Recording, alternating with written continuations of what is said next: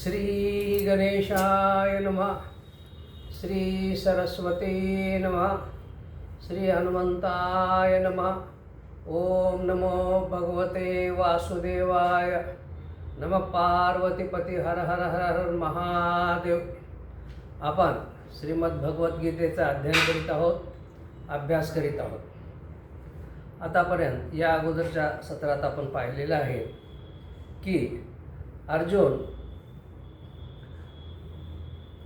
देवाला म्हणतो, देवा मी शेवटचं सांगतो, मी काही युद्ध करणार नाही. त्याने शस्त्र अस्त्र अगोदरच खाली ठेवून दिले होते रथामध्ये. मग असं म्हणून तो खाली बसला आणि शेवटी काय म्हणतो, देवा मला फार दुःख झालेलं आहे, मला फार मोह झालेला आहे, मी तुला शरण आलो आहे. आता आमचं खरं आम्हाला आमचं जे खरं होणार, आमचं हित जिच्यात आहे ते सांग, आणि ते शास्त्राप्रमाणे असायला पाहिजे. शास्त्रानुसार मी काय करायला पाहिजे हे तू सांग. असं म्हटल्यानंतर भगवंतानं विचार केला की थोडा वेळ थांबले, ते याला कसं समजवावं. भगवान थोडं थांबले, याला कसं समजवावं, याचा मोह कसा दूर करावा असं थोडा विचार केले. आतापासून भगवान श्रीकृष्ण गीतेचा उपदेश चालू करत आहे. म्हणजे अर्जुनाला जी गीता सांगितली ती आता चालू करत आहेत. श्री भगवान उवाच असोच्चार अन्वशोच्चा सत्वम प्रज्ञावादाश्च भाससे गतासून अगतासूश्च नानो शोचंती पंडितः. असोच्चार म्हणजे ज्याचा शोक करायचा नाही. असच्चान म्हणजे ज्याचा शोक करू नये आणि करायची गरज नाही. अन्वशोचस्त्वम त्याचा तू शोक करतोस. श्रीकृष्ण महाराज काय म्हणतात, ज्याचा शोक करायचा नाही त्याचा तू शोक करतोस. आणि प्रज्ञावादाश्च भासते, आणि गोष्टी तर मोठ्या मोठ्या करतोस, पंडितासारख्या गोष्टी करतोस. गतासून अगतासूच नानो शोचंती पंडिता. परंतु पंडित लोक आहेत, ज्ञानी लोक जे आहेत ते काय विचार करतात, जे मरण पावले किंवा जे मरणारे आहेत ह्या दोघांबद्दलही शोक करत नाही. गतासून म्हणजे गेलेली आहे, आणि अगतासूच म्हणजे जे आणखी आहेत, आणखी त्यांचा मृत्यू झाला नाही, अशा दोघांबद्दलही हे पंडित लोक जे आहेत शोक करत. अर्जुन भगवंताला शरण आलेला आहे. आता भगवंत गुरुच्या भूमिकेमधून अर्जुनाला समजावण्याचा प्रयत्न करत आहेत. ते प्रथम काय सांगतात, आता सुरुवात केलेली आहे की हे बघ अर्जुना, पंडित जे लोक आहेत ते जिवंत असणाऱ्याबद्दल किंवा मरणाऱ्याबद्दल यांचा शोक करत नाहीत, परंतु तो ज्याचा शोक करायचा नाही त्याचा शोक करतोस, परंतु गोष्टी तर मोठ्या मोठ्या करतोस. अशा प्रकारे भगवंतांनी समजवायचा प्रयत्न केलेला आहे. प्रथम ते काय सांगतात, हे बघ म्हणे, हे शरीर जे आहे, आपलं हे शरीर आहे, हे पंचमहाभूतानं बनलेलं आहे आणि या शरीराचा अंत होणार. हे ज्यावेळेस आपण जन्मलो त्यावेळेस मृत्यू ठरलेला असतो, तो याचा विचार करायचा नाही. पंडित लोक या शरीराचा विचार करत नाहीत. हे शरीर केव्हा तरी मरणार आहे, केव्हा तरी जाणार आहे, परंतु या शरीरामध्ये जो असणारा जो आत्मा आहे तो कधीच मरत नाही.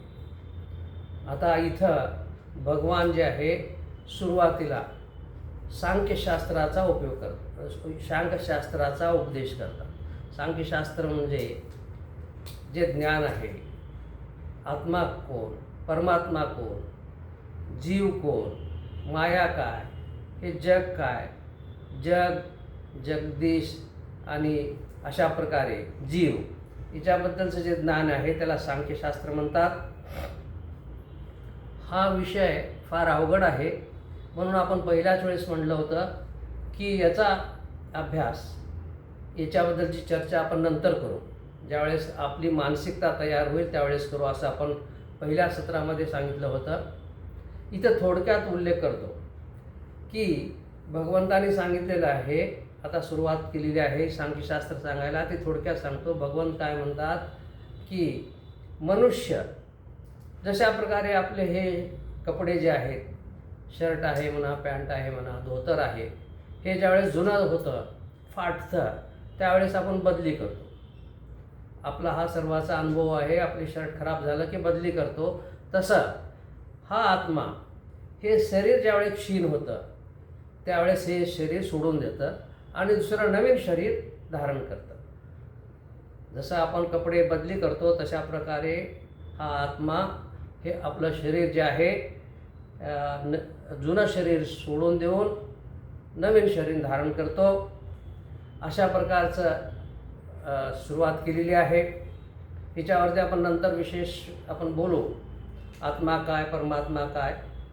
नंतर भगवंतानी काय केलेलं आहे, भगवंतानी कर्तव्य काय, प्रत्येकाचं कर्तव्य काय ते सांगण्याचा प्रयत्न केलेला आहे. आपण ते पाहिलेलं आहे, त्याची थोडी उजळणी करतो. आपण कर्मयोगाबद्दल सांगितलं होतं. आपण कर्मयोगावरती विस्तारानं चर्चा केली होती.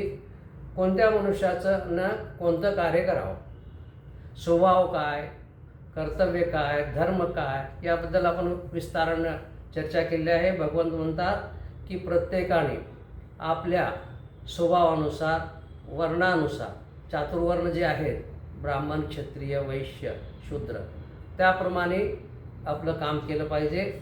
आपलं जे कर्तव्य आहे त्यालाच धर्म म्हणतात.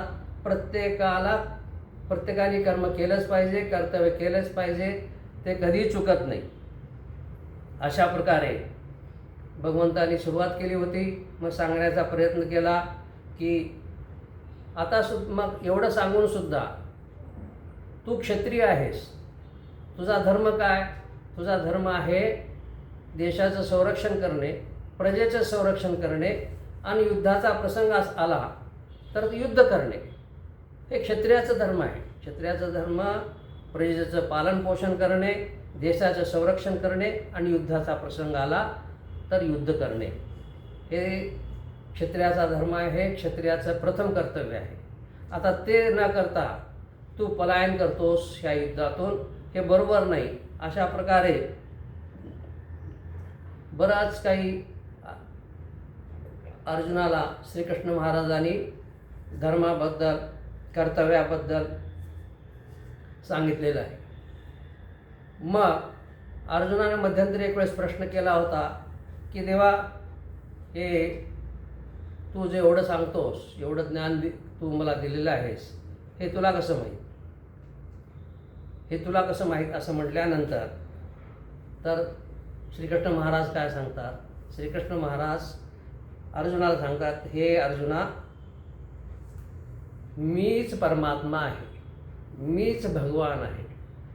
अशा प्रकारे अर्जुनाला सांगतात. आणि जेव्हा मी भगवान या पृथ्वीवरती कसा अवतार घेतो, मी या पृथ्वीचा, या सृष्टीचा कर्ता आहे, भर्ता आहे, हर्ता आहे. म्हणजे या सृष्टीची उत्पत्ती करतो, या सृष्टीचं पालन करतो, पालनपोषण करतो आणि हिचा संहार पण करतो. असा मी परमात्मा आहे. परंतु मी मनुष्य रूपाने अवतार घेतो, कारण जेव्हा जेव्हा धर्माचा ऱ्हास होतो, अधर्म वाढतं, साधू संतांना त्रास होतो, त्यावेळेस मी धर्माची पुन्हा स्थापना करण्यासाठी, संत महात्म्याचं संरक्षण करण्यासाठी आणि दुष्टांना शासन करण्यासाठी अवतार घेतो. यदा यदा हि धर्मस्य ग्लानिर्भवति भारत, असं ज्यावेळेस श्रीकृष्ण महाराजांनी म्हणलेलं होतं, त्याच्याबद्दल आपण चर्चा केलेली आहे की धर्माची जेव्हा जेव्हा हानी होते आणि चांगल्या लोकांना जेव्हा त्रास होतो आणि दुष्ट प्रवृत्ती ज्यावेळेस वाढते, त्यावेळेस मी अवतार घेतो, असं श्रीकृष्ण महाराज सांगत आहेत की मी परमात्मा आहे. एवढं सांगून सुद्धा अर्जुनाला समजत नाही, अर्जुनाचा मोह जात नाही की हे श्रीकृष्ण महाराज नसून हे परमात्म्याचे अवतार आहेत, भगवंताचा अवतार आहे, असं यांचं ऐकायला पाहिजे.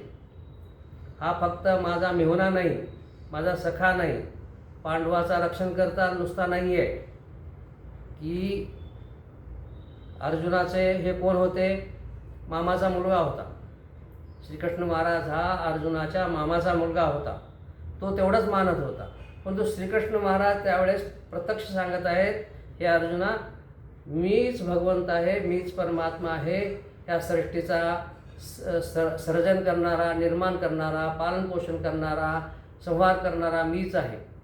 अशा प्रकारे भगवान श्रीकृष्ण सांगत होते. तरीसुद्धा अर्जुनाला काही फरक पडला नाही. अर्जुनाचा मोह काही गेला नाही आणि अर्जुन काही ऐकून घ्यायला तयार नाही. किती सांगितलं की तुझं कर्तव्य काय आहे, तरी अर्जुन काय ऐकत नव्हता. असं सांगितल्यानंतर सुद्धा अर्जुनाचा काही मोह जात नाही. मग भगवंतानी आता काय करावं म्हणून विचार केला. मग भगवंतानी ठरवलं की ह्याला हे सांगूनसुद्धा ऐकत नाही.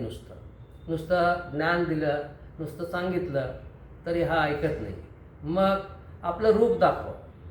मग भगवंतानी काय केलेलं आहे, आपलं रूप दाखवलं आहे.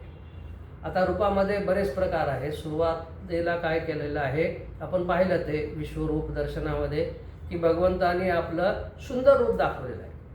फार सुंदर रूप होतं ते भगवंतानी दाखवलेलं आहे. आता सुंदर रूप पाहिलं अर्जुनाने, समजलं की हे भगवंत आहेत.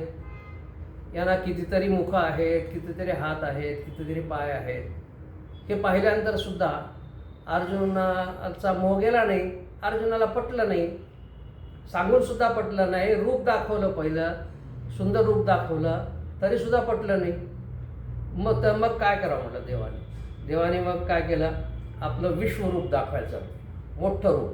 त्या विश्वरूपामध्ये अर्जुनाने पाहिलं की असल्या प्रकारच्या पुष्कळ सृष्ट्या आपल्यासारखे पृथ्व्या पुष्कळ आहेत त्या रूपामध्ये. अशा प्रकारचं भयानक रूप, त्याला हजारो तोंड, हजारो नेत्र, हजारो हात, हजारो पाय, हजारो पोट, अशा प्रकारचं विश्वरूप, विशाल रूप अर्जुनाने पाहिलं. आता एवढं पाहूनसुद्धा अर्जुनाचं काही समाधान झालं नाही किंवा मोह गेला नाही. भगवान काय सांगत आहेत ते ऐकलं नाही. एवढं होऊनसुद्धा मग तो भगवंताने म्हटलं आता काय करावं, हा काय समजत नाही, ह्याला काही समजत नाही. मग त्याने आपलं उग्र रूप दाखवलं. उग्र रूप, भयंकर रूप दाखवलं. भयंकर रूप दाखवूनसुद्धा अर्जुनाला समजत नव्हतं. अर्जुनाचा मोह जात नव्हता. म्हणजे हा मोह इतका बलवान आहे, अर्जुनाचा मोह इतका बलवान आहे. तसला आपला पण मोह बलवान असतो. फार मोह हा सर्वात बलवान असतो. त्याचा मोह काही दूर झाला नाही. एवढं उग्र रूपसुद्धा पाहूनसुद्धा भगवंताचा मोह, भगवंताने जे मोह विश्वरूप दाखवलं, उग्र रूप दाखवलं, तरीसुद्धा अर्जुनाचा मोह दूर झाला नाही. मोह हा फार वाईट. आपला संसारामध्ये सुद्धा मोह फार वाईट. मग भगवंताने विचार केला, मी सुंदर रूप दाखवलं. भगवंत काय म्हणतात, अगोदर मी समजावलं, नंतर मी त्याचं कर्तव्य सांगितलं, नंतर काय की तू क्षत्रिय आहेस, तुझा त्याचा धर्म सांगितला, नंतर मी सांगितलं मी देव आहे, मी परमात्मा आहे, तरीसुद्धा ऐकलं नाही अर्जुनाने. मग काय केलं की आत्मा काय, परमात्मा काय, हे सर्व सांगितलं, तरीसुद्धा ऐकत. मग त्यावेळेस विश्वरूप दाखवायला चालू केले. विश्वरूपामध्ये पहिला सुंदर रूप दाखवलं तरी अर्जुनावरती फरक नाही. नंतर थोडं मोठं रूप दाखवलं विश्वरूप, तरी फरक नाही. नंतर उग्र रूप दाखवलं तरीसुद्धा फरक नाही पडत अर्जुनावरती. आता मग काय करावं. मग भगवंतानी शेवटी ठरवलं की आपलं जे उग्र भयंकर काळ रूप दाखव. म्हणजे समय म्हणतो ना, काळ म्हणतो, तसलं काळ रूप शेवटी भगवंताने उग्र काळ रूप दाखवलं.